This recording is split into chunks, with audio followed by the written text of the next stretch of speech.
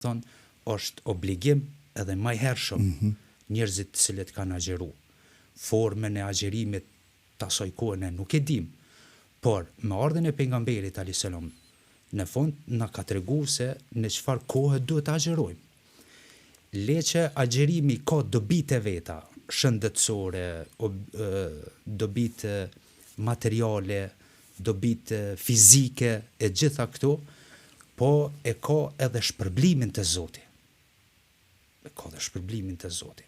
Për shembull, se ne bëjmë muhabet kështu. Po, patjetër, bashkë po kom qef me ndigju, se më kanë tregu edhe shokët mos ndërprej, hoxh më kanë tregu, tha me shku, tha me ndigju ligjëratën e hoxhës është e madhëshme, është madhështore.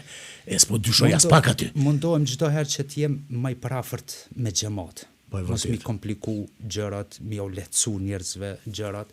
Për shembull, siç deshta ta them shprehjen e pejgamberit alayhis salam, mëson me Ramadanin, kush agjeron Ramazanin, me besim, jo me agjeru pse më agjerojnë prindrit, ose më agjeron bashorti ose fëmia, se nganjëherë edhe prindit njihet në siklet shumë të madh, kur fëmia agjerojnë ti s'pe agjeron. Që unë univa siklet sot hoqë. Pasha zotin vajza, kur jam tregoj sot mëngjes, tha, ninushëm është gjina për vajzën, 15 vjeqe. Tha, shtysh më është, për me univa siklet bashkë, ato që pëthu.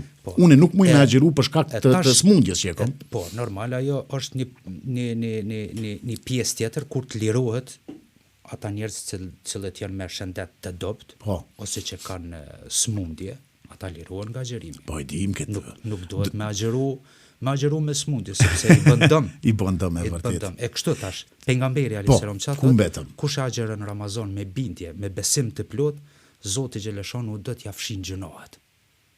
Sa interesant, përmes një mujit madhërishëm të Ramazanit, ti mu pastru brenda një vitit, është kënaqësia e Zotit. Tani, për shembull, në qoftë se të thomone agjero ti gjithë ditën për mu, a do ta kishe bë? Sigurisht që jo. Se bën. As nuk e bën për prindin, as për bashorten, as për vëllezërit, as për motrat, as për fëmijët tu. Domethënë ti agjerimin e bën vetëm për hir të Zotit.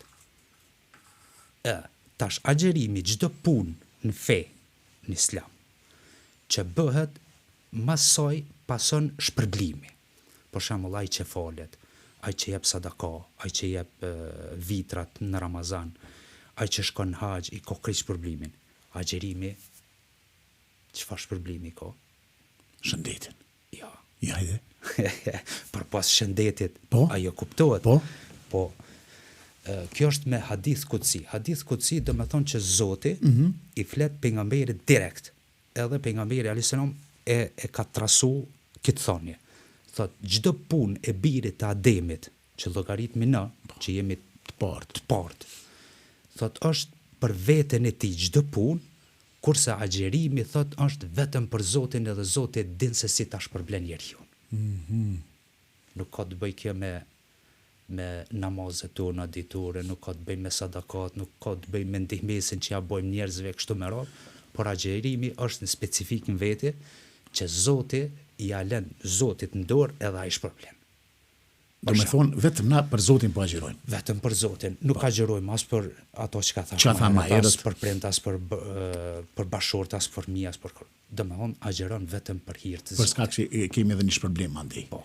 Madje tani nga aspekti